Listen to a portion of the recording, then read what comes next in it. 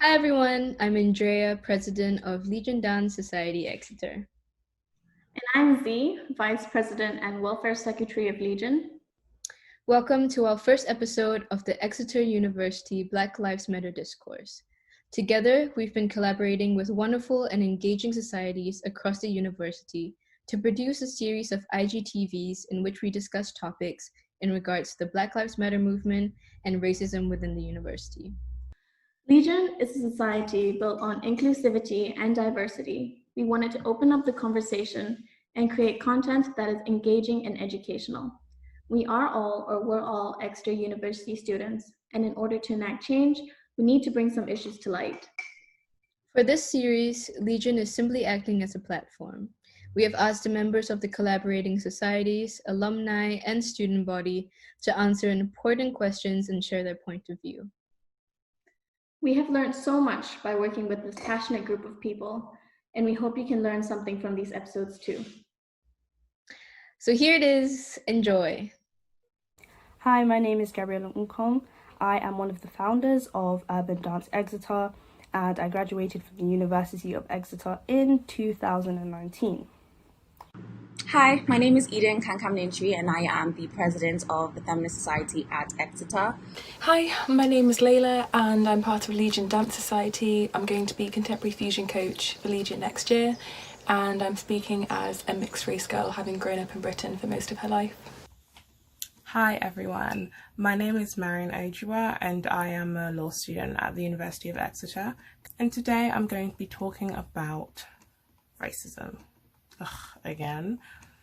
If that was your initial response, then feel free to click off this video, but I would advise you to stay and hopefully learn something and change your mindset.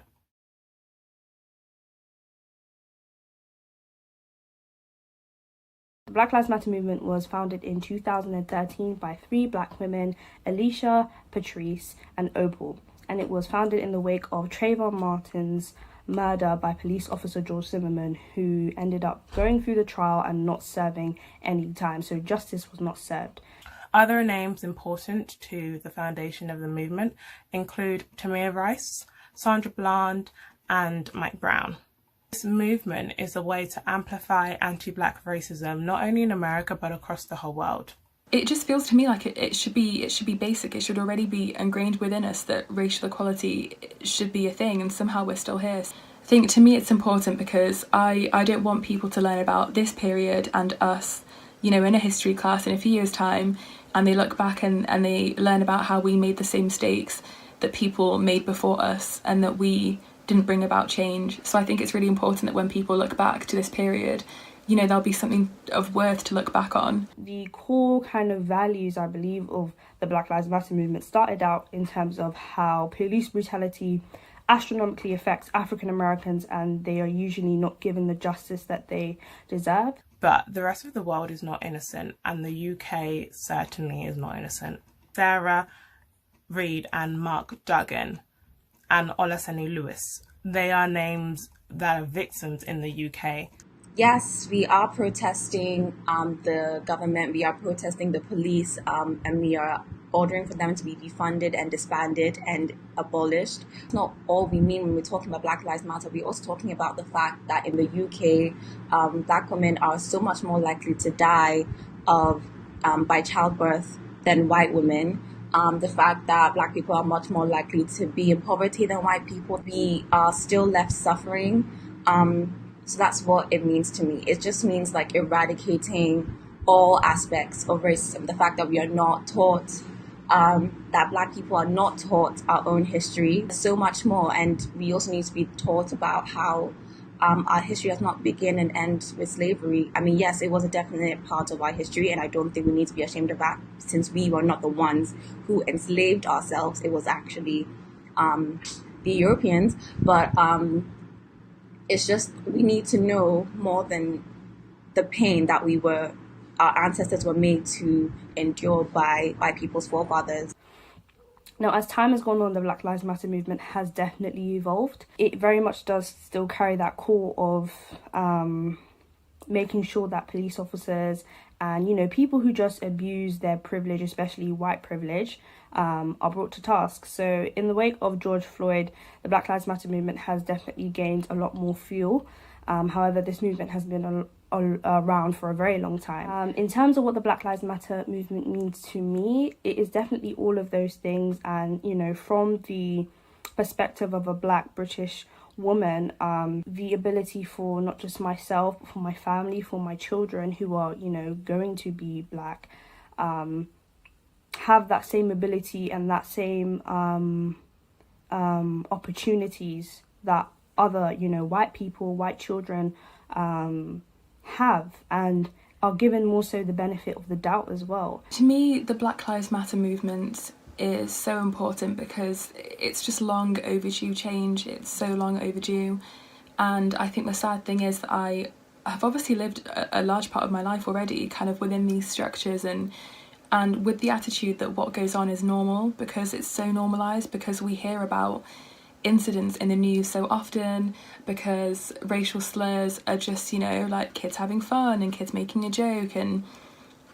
me made to feel different because of my hair or my skin colour is just kind of the way it's always been. So I think because it feels so normalised, we become a bit muted to it, and we think, well, this is just the way that things are and there's no point changing it. And so this movement is so important to me because it's like it's woken me up to what's... In terms of how the movement has come a long way, we now have people talking about not just Black lives in terms of Black men, but trans Black people. You've got women who are included now. You've got LGBTQ people who are also included in the movement. So it's the idea that all, you know, no matter like your background, whether you're mentally ill, you're able, you're disabled, all Black people have the right to live and have the right to justice in certain situations.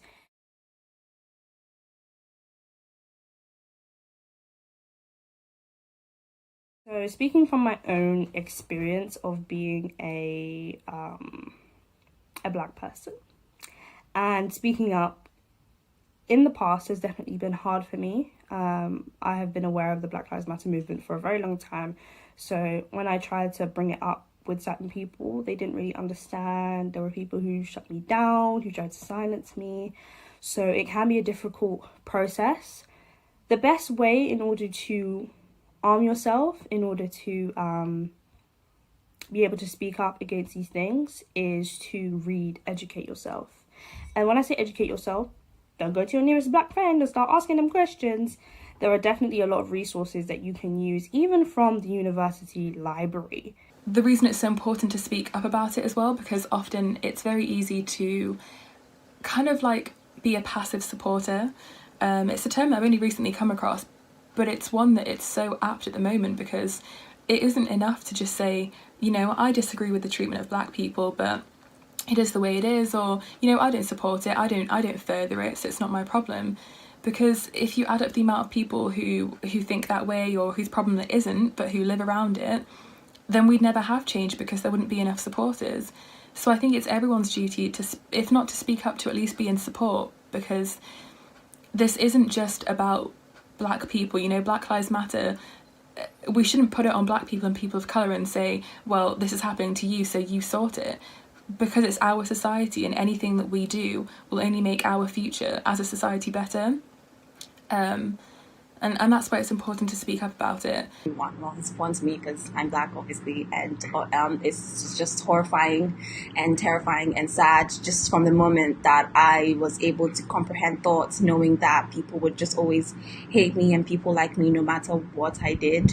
Not that I should have to do anything so I wouldn't be hated. Like, you should just respect people because they're people.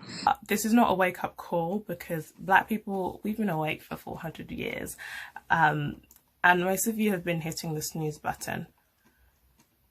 So it is so important that everyone is involved in this movement, because this is not just a movement that Black people are supposed to be involved in. Everyone needs to be involved.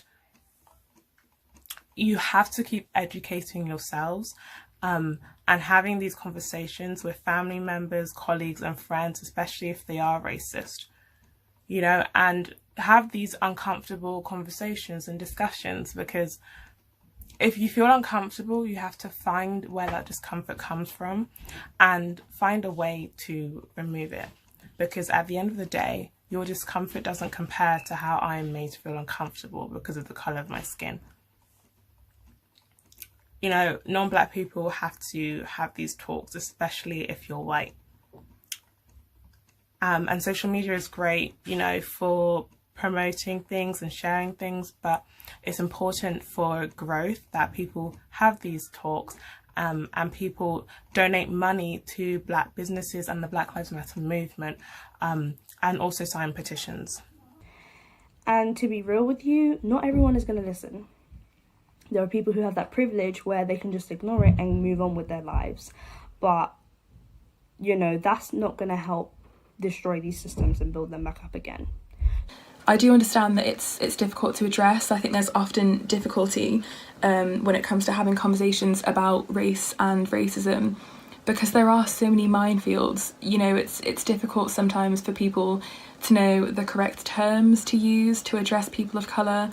You know, they don't want to be too outright. They don't know if saying black people sometimes is okay, because they don't want to seem as if they're just focusing on their race. And I think this kind of lack of education and lack of knowledge on how to address race properly is what has caused kind of this unwant to talk about race and this weird uncomfortableness, because everyone's worried of getting stuff wrong. One thing we really have to understand is that people are going to get stuff wrong. You know, people are going to make mistakes, that they might use the wrong terms by accident.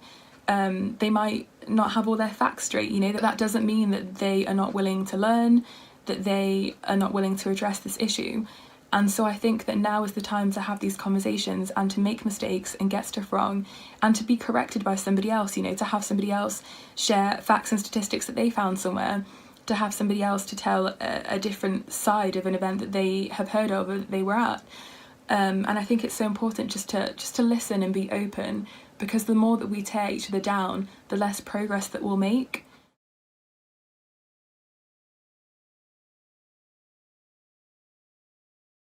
It is the best way that I can protest from here in Ghana. I can just share information to people through resources. The FemSoc came up with this whole master list where we compiled all kinds of resources for people to get involved with BLM. There's so many links. If you go to our Instagram page, Exeter FemSoc, you will find so many resources that we just like GoFundMes, petitions to sign, letters sent to your MPs. And I also wrote a letter to white and non-black people of color so that they could know how to support us in this time. And from this moment on, honestly. In terms of social media, I think it's a great form of activism. I think it can be used in a good way, as long as you are definitely trying to not just put these words out and this information out, but you're actually doing the work. Kind of posting stuff on social media and educating people, yes, is a great way, but also challenging people who you're seeing maybe posting stuff that's kind of problematic, you know, challenging them and speaking to them. You can do that via social media as well. I definitely think it is a great tool. But I think, like I said before, people sometimes mix up being performative with actually being an activist. Like if you posted a black box and sat back and then was like, oh, that's enough activism for today, that's performative, because, you know, you're just doing something, jumping on a bandwagon and pretending that, you know, you're involved, when in reality posting a black box is all you've done. I think it's such a wonderful tool. I have found so many great resources that people have shared, which I would never have come across unless I had social media. You know, people have compiled incredible reading lists of podcasts and things to watch, which I'm still making my way through, and I'm so grateful that that's there, that I can access that. And the beauty of it is obviously that social media is free as well, so it means that you get a lot of information, and it means that you can connect with people from all across the world who, you know, share their stories that perhaps newspapers or magazines don't think are worthy of publishing, but they're still important to hear. I think that social media can be quite overwhelming, and as well as it being a great place to learn, it can be also a very, very toxic place to be invested in. So to those who are on social media, who are actively campaigning on social media, sharing information, do take a break when you need it, whether you're white or black or a person of colour. Really have a think about the conversations that you're having with people in person, the conversations that you're having with your friends and family. And I would ask to make sure that you do have educational resources, that you do have statistics, that you have things like facets of information that can't be argued with, because this is a very real problem. And I think the main problem is that people don't want to believe that it's real. I think if you're especially concerned about how vocal you are being on social media, or whether or not you're showing your mates or your peers that you're, you know, that you stand up for this, I think have a think about what it is that you're doing in your own life, and not just what you're doing on social media to promote this. Being vocal obviously isn't the only way. You can join groups within the place that you study, or you can create initiatives in the place that you work. You can have those conversations with your friends and family, like I've mentioned, and there are multiple forms of activism that don't involve social media. You can write to your MP, you can sign petitions, you can donate if you can afford it. And I recommend having a think about where you want to put your energy and where your energy will get you the most results.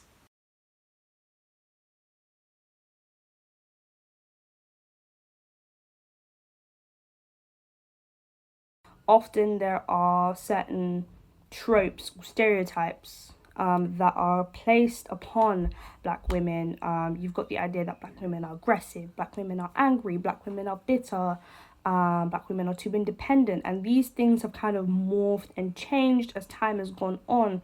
But these sort of stereotypes have kind of transgressed. They've gone far into even places like the, you know, education system, places like workforces, where if a black woman is to stand up and to say her opinion, she's immediately seen as difficult, and difficult on a different level than a white woman would be, because there is also that, you know, privilege that white women still get from being white, where even if they are quote unquote difficult, that's more so seen as a positive masculine attribute in a good way, whereas when black women do it, it's more of like an aggressive and an angry attribute, and if it's seen as masculine, that's like even worse. So those type of pressures have been put definitely on black women, I think on black people in general. You know, the idea of the angry, the aggressive black man, you know, the adultification of black children as well is a big issue, where black children are seen as much older than they are, and, you know, therefore they are more likely to be punished way more severely in terms of kind of cultural restrictions. Now, if we're going into, again, my own kind of experience, black hair, that's a big cultural thing that has been commodified for capitalism, but at the same time it is abhorred when black people wear it, especially black women. So in the workplace, for example, if you were to Google search what hairstyles are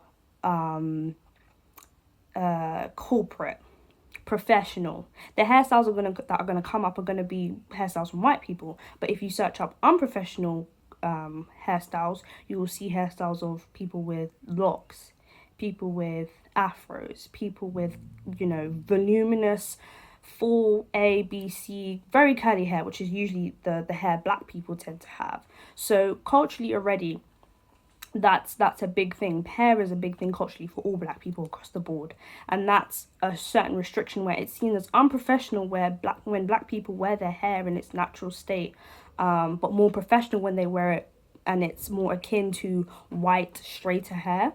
The popular culture is black culture, predominantly African American culture, but is across the board black culture. And it is very much, like I said before, it's commodified for capitalism, and white capitalism at that. But once black people are using it, it's seen as an issue. So these sorts of restrictions that are placed on Black people, and these sorts of ideas are placed on Black people, where the things we do look bad on us, but once it's taken from us and used on white people and non-Black people, it's now celebrated and seen as something amazing. And I mean, if you think about it in a way, this definitely puts a mental strain, because it's like you're going back and forth, like, okay, but the things that I do are great, but when it's on them, but when I do it, it's a problem.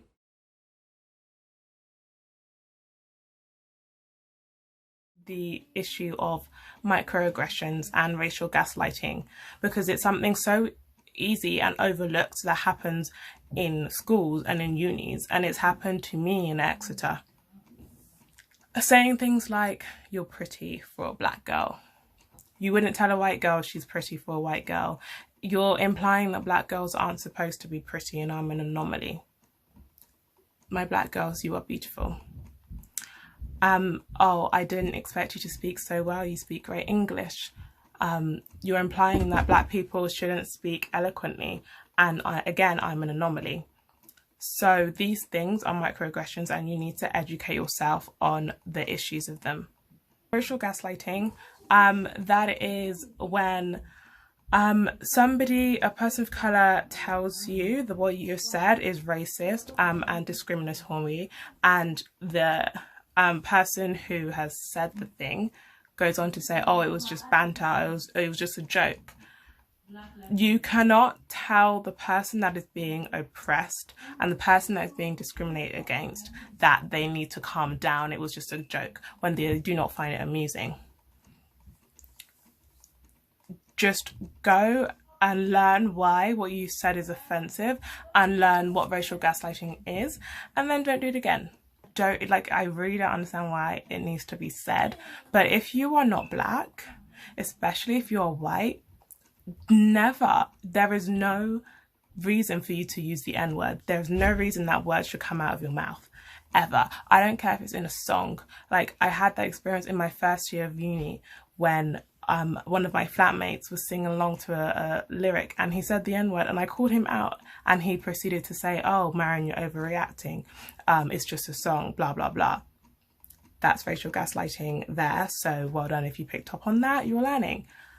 So yeah, if it's a song, I don't say the word myself. It's so easy to skip over it. So I don't understand why white people want to argue and fight so hard to say a word that is not for them. I definitely feel like I've been ignored and brushed past and brushed off, more so when it comes to certain experiences. In first year, no. In first year, I did not, because I lived in halls, and again, lived in halls as the only Black person on my whole kind of corridor, and they would, like I said, run whenever they would see me. There was a conversation that they had that I ended up finding out about. It was a white person who told me this, that they alluded to the fact that I was scary and they were scared of me because I was Black. Didn't say it, but very much alluded to it. Called me the Black girl with dreads. I didn't have dreads, I had braids. In second year, I think for me, again, it was just being brushed off whenever I would kind of mention stuff about racism to people, and being told that it was just all in my head. I think that's a big thing when it comes to conversations surrounding racism, that Black people are definitely told that these are things that it's just in their head. I think there is a lot more that people can do in order to have an open ear rather than be combative. That's your first, reaction, to be combative and say, no, but I think it's this, no, but I think it's that. And as an English student, I understand. I'm very analytical. That was my main thing, to kind of say, okay, but what about this side? But sometimes just believe Black people. That's, I think that's a place to start. When they tell you about things to do with racism, don't treat it as it's just a thing in their head, that it's just some fabricated image. It's something real.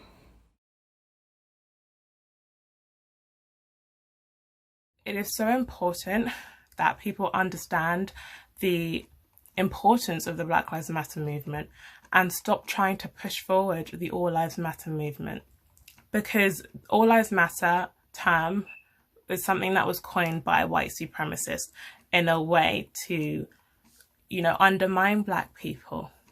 Of course, everyone's lives should matter, but right now, Black lives are the ones being attacked and being lynched in broad daylight. So right now, we need your help. Black Lives Matter does not mean only Black Lives Matter. And that is so important. People understand that we're not trying to say that nobody else matters. But this has been said time and time again.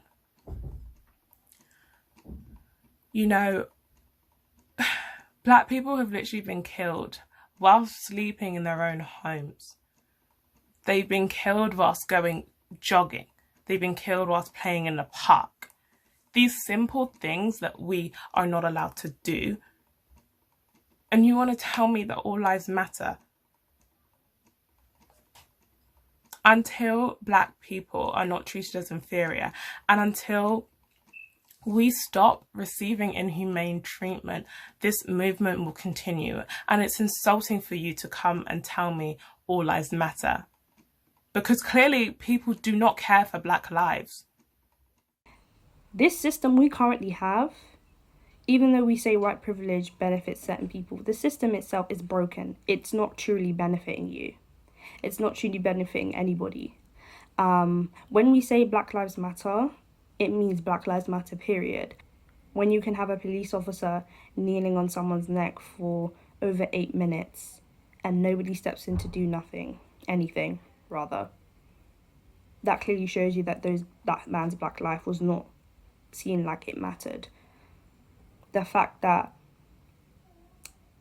Breonna Taylor was in her house asleep, an EMT, he was helping during the coronavirus outbreak, had police officers do a no-knock, come into her house, not alert themselves, and shot multiple rounds, 8 of them hitting her, killing her, and them then going on to arrest her husband for assault and attempted murder, and none of those police officers are in jail. That is a form of showing that her Black life, Breonna Taylor's Black life, did not matter. Black Lives Matter needs to be important to those, especially those who call themselves allies, because unless we implement the strong ideas and the movement that is Black Lives Matter, again, like I said, we cannot say that all lives matter, because Black lives are clearly being disrespected.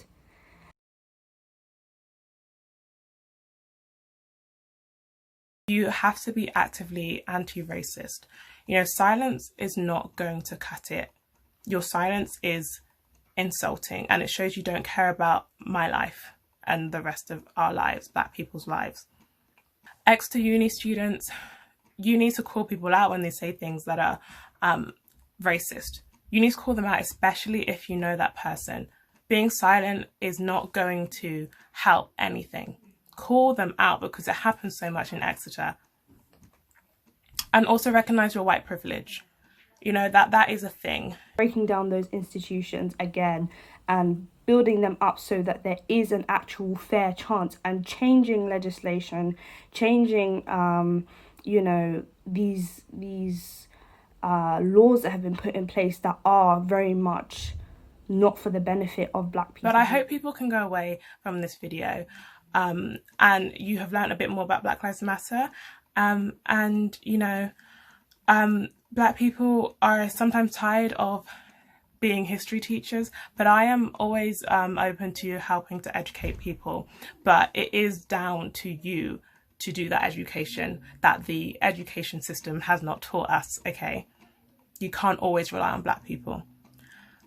But to my beautiful Black girls and boys, you are beautiful. Black is excellent, and Black is beautiful, and you should know that.